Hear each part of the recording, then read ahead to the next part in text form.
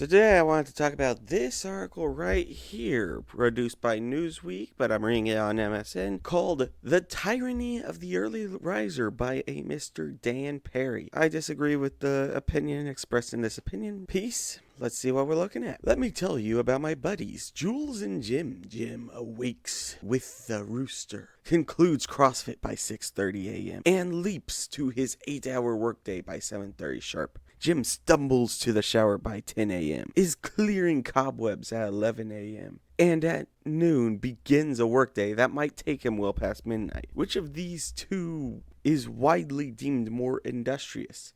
Well, what's their job? Because first off, industrious is a very unobjective statement, right? So if I am doing a factory job, then my ability to build so many X makes me more industrious compared to someone who builds less X. But right here, we're just saying they're working, and that could mean just about anything. But in this specific case, we also have the context that our hypothetical Jim is working a 12-hour workday. So he's probably doing more work, presuming he has a reasonable job. Some people don't do their job quite so perfect. That said, let's also keep in mind that our Jules character is said to also be doing CrossFit and presumably spending some time on housework. I've worked 12-hour days. Whenever you're doing a 12-hour day, you work, you go to bed, and then you go back. You don't really get the opportunity to fix up your house or whatever until you hit the days off. I think every ringer knows that by and large, it's Jules. Few people factor in Jim's longer hours, and some will consider him bizarre. Okay, here's the problem with that. You presented it as if that were the case. Remember, he awakes, supposed to stumbles, followed by concludes CrossFit, which that's gonna get you going, followed by is clearing cobwebs 7:30 sharp, and you just kind of say at noon. Whenever you present your stuff like that, that's not just a matter of I think he's more industrious. I think you're framing it as if he is. Going on, the assumption that mornings equal industry is so widespread that it can only be the result of an international conspiracy, the tyranny of the early riser. Now, he's going to go on and say that this isn't a real conspiracy, but I was really wanting him to argue that it was. I won't lie. I think that would have been a great time. In its quest for world domination, the tyranny deploys jackhammer agitprop in the form of cliches drummed into our skulls from birth. The early bird gets the worm. Early to bed and early to rise keeps a man healthy, wealthy, and wise. Culture and tradition, ancient and new, brim with the tyranny's propaganda. Okay, well, let's slow down for a second. What's early bird get the worm? When I was a child, we had a video game console between all the families. What I did was I would wake up really early in the day so I could play the video games for like an hour compared to my siblings who would only wake up later. Whenever I did that, that got me the hypothetical worm. It's not just about it being early, it's about I'm getting up and then I am going to do a thing, particularly a thing that would otherwise be in higher competition. There's a reason why people who go to Disney World, they go and hit the most popular rides first when they show up at opening. That's because they get higher competition at peak hours, and suddenly now it's a much longer line. Then you have early to bed and early to rise keeps a man healthy, wealthy, and wise. That's not particularly specific. I've not actually heard that one before. Bleep. Sorry, that's the alarm that would have woken me up. Anyways, in the Iliad by Homer, the early morning was the only time Odysseus and his men held their ground in the battle against Trojans. Jane Austen's Pride and Prejudice subtly favors characters who rise early, such as Mr. Darcy, who enjoy the tranquility of morning hours for reflection and walks. Well, if you'll hear me out here, if I wake up an hour, 2 hours before work, that gives me time to do one or two things. Not many things, but it gives me an opportunity to kind of get myself rolling. Then I go to work and run and pray high level. As opposed to if you start working immediately, you're going to be like down a little bit. You're not going to be thinking quite clearly. You need some time to get into mode. The modern song Morning Has Broken celebrates the beauty and promise of a new day. Here Comes the Sun by the Beatles expresses joy and optimism as the morning sun rises. That has nothing to do with rising early. New day is associated with dawn. In the film Rocky, the character's preposterously early morning are key to his success. Yeah, you wake up really early in the morning, you have time to do this or that or the other thing. Philosophy Stoics emphasized the importance of starting the day with purpose and intention. That makes sense. That's goal setting. That's I woke up. Here's what I'm doing today. Advocating for an early rising as a way to cultivate self-discipline and resilience. Yeah, it's if you wake up early and then do CrossFit as your character did, that is a disciplined person. As for religion, which that was not a smooth transition, it's just philosophers, and then as for religion, that's not a smooth transition between those paragraphs. The only thing that Jews and Muslims can agree on. Both insist on prayer at the ungodliest of hours. Christianity, more forgiving than either, nonetheless gets in on the act. Mark 1:35 seems delighted in emphasizing Jesus was up to pray very early in the morning while it was still dark. Of course, inevitably, the Eastern blah blah blah promote the early morning as sacred time for meditation and self-reflection. Look, early in the morning, that is an opportunity to get stuff done. If you are a productive, active person, you wake up, you eat, you drink, and then you get on to what you're doing. And it has worked. After all, look into your heart. Is it not true that you think people who hate getting up in the morning are lazy, even if they've been reading War and Peace till 4 a.m.? Well, hold up. So, lazy's a bit of a poor term. I think it's more of a matter of motivation. If you have something you want to do once you wake up, you'll wake up way easy. You'll be right on it. You'll be doing stuff, right?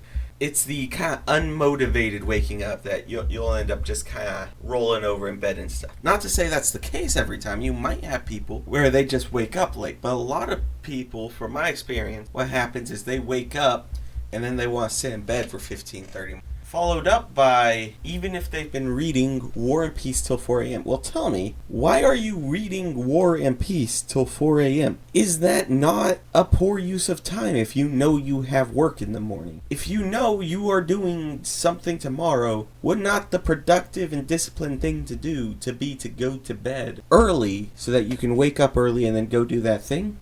The use of the time being reading does not disqualify the fact that now you're going to be less productive that day. You mock them as semi-retired, and if they are even able to find work, they endure scowls, scoffs, and sneers for being surly at the accursed 9 a.m. morning meeting. Yeah, and that's another thing. Right here, you're being surly about it. You're being rude about it at the 9 a.m. morning meeting. So you wake up, you show up, you're clearly not ready for the day, and then you're rude, is what you are presenting right here as the thing that you consider judgmental. Fine, I'll admit the systematic historic injustice is not solely because of the conspiracy I have discovered. It's said that over time, societal norms, religious practices, and demands of various occupations have shaped people's daily routines. Early rising became a cultural norm in many societies due to the practical considerations related to agriculture and later industrial lifestyles. Yeah, because light.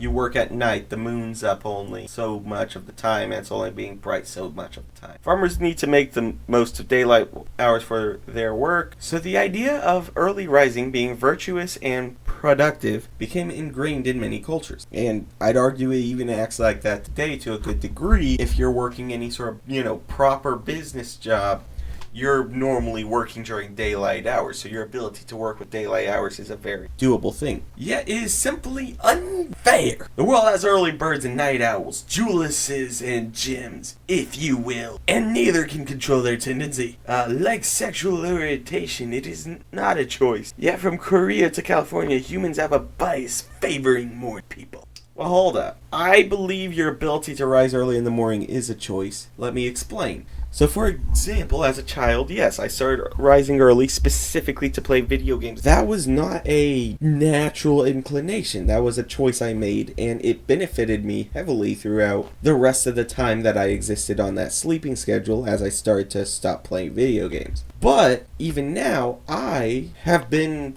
posted to night shift for like 8 months. Night shift, I assure you that while unnatural at first, I was able to adapt into the schedule. I am now very productive, even though I'm doing stuff at what was not my natural hours to be awake. And that includes I don't need caffeine in the morning. Well, my morning. I wake up at 4 p.m. But I wake up at 4 p.m. and I'm over here defending early risers. But I functionally, I wake up early compared to many of my coworkers. But yes, we do favor morning people because morning people are awake during the day and we're doing stuff during the day. This all checks out perfectly reasonable. So I'm here to represent the Jims of the world. I will never initiate an 8 a.m. encounter. And the best and perhaps only way to offend me is to schedule a working breakfast. Perhaps only way to offend me is to schedule a working breakfast. We're going to remember that. Somewhere around 11 a.m. is when I'll take a call. But on the other hand, I am pretty much available 16 hours a day, and I've been known to work at 3 a.m. Call me lazy, and we're gonna have words. Oh, what's that? The only way to offend you was working breakfast. Call me lazy, and we're gonna have words. Call me unproductive, and history will prove me wrong. Sounds like you were offended by those other two comments as opposed to the first one, which you said was perhaps only. If you cut out that parentheses comment, this would be a smoother paragraph. Yet when I say I am offended by a power breakfast, most people disrespect it. When morning people said they'd rather not take a 10 p.m. call, that's work-life balance. Well, hear me out. Your morning breakfast, let's say it's 8 a.m. That's a reasonable time to be awake, especially on a work day. 10 p.m. is not an expected time to be awake. There's more here than just you want to work later in the day. There is a standard time to be awake, and most of business is synced up to that. In egalitarian society, all individuals should have an equal opportunity to thrive without discrimination based off biological inclinations like chronotype. Now, I will remind you, I work night shift. Yeah, there is a biological inclination to work when the sun's up, right? For a long time, I was an advocate of sunrise, sunset sleeping. Right here, that's a lie. We have the ability to adjust our sleeping schedule. And you'd be adjusting it by a few hours, right? Because you're starting your day at 11, so we move back when you go to bed, and then you wake up earlier, and you're still doing the same amount of work, but now you're doing them on the hours that your office would appreciate most. Pressure to conform to circadian rhythms that are not natural to some creates an environment in which night people are disadvantaged and may suffer stress, sleep deprivation, and reduced well-being. Once again, night shift. Yeah, sure, you might have stress, sleep deprivation, and reduced well-being for a very short period of time. You do that for a month, you do that for 2 months, guess what? That's your new rhythm. It's like I go to bed right around 8 a.m. I wake up around 4 p.m. That's not a normal schedule to anyone who wakes up and goes to bed naturally. I can now do that more or less by default because I took the time to adjust my natural arrangement. So I would like to appeal to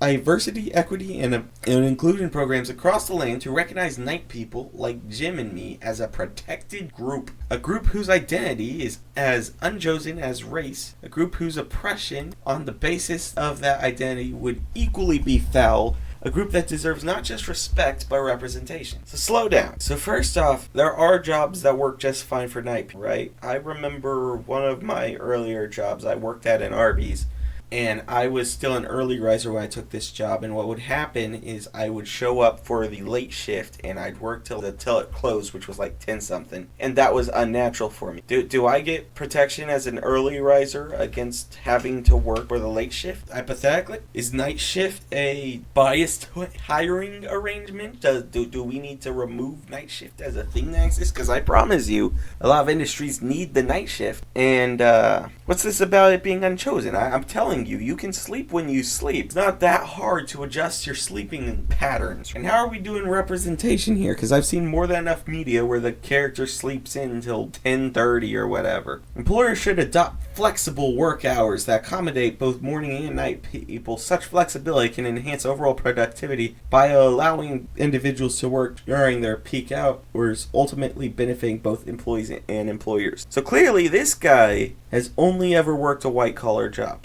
Now hear me out, right? So saying we have flexible work hours for the context of he's an editor, right? We're an editor. Yeah, you can functionally edit at just about any time of the day. But you do not have the ability to send that to and from other people if you're not all awake at the same time. That's part of your communication. That's you're talking to each other. I think it'd be really annoying if you were functionally nocturnal and I was your boss. I send you an email and I don't get another email back till 3 a.m. That would definitely be a bit of a problem if that was happening routinely. But more than that, for any proper blue-collar, normal job. That is, we need this business open during these hours, okay? McDonald's open 24/7. Guess what? Someone needs to work at night if we are doing McDonald's 24/7. Or in my case, security 24/7. We need someone to do night security, right? This is not applicable. And then he says that's because beyond fairness, I believe their productivity assumptions are wrong. Look, even if it's not a productivity thing, right? You can have the discipline to adjust your waking hours to best fit your job. There's no doubt that some excel in the early hours and others later in the day. Yes, but you can adjust yourself if you need to. That's well within the human capacity. Night people tend to be more creative and alert during evening hours, which can translate into higher productivity. Yes, and if they adjusted their sleeping schedule 2 hours backwards, they would be creative and alert during closer to day hours. I've read 2 books that you will find and should definitely purchase on Amazon. Not a word of either was written before midnight. Well, congrats on that. If you make your money doing stuff that after midnight, that's fine. But you're claiming this is a productivity thing. I sense there is a bit of pushback at last, and recently I was delighted to read an article in sometimes contrarian Wall Street Journal entitled, "Is it ever okay to have an 8 a.m. meeting?" The piece explored the reasons to be wary of the scourge, and that is certainly progress. Can I point out you didn't explore the reasons to be wary of the scourge? But refrain from taking a strong position. We can do better. I ask everyone to join me in daring to imagine a world where your worth is measured not by the hour of your waking, but the content of your character! Exclamation point. He's seriously doing MLJ for this one. It's an MLJ reference you just slapped in there. Do you honestly believe your piece is on even remotely par with him? That's just poor taste. In such an ideal society, everyone would have an equal shot regardless of their prospective hour of waking. The tyranny of the early riser has for too long trampled on this idea. That's why I am writing this on behalf of all the gyms out there struggling to get up and go about their day, and my timing is no coincidence. I am marketing World Sleep Day, which falls on March 15th.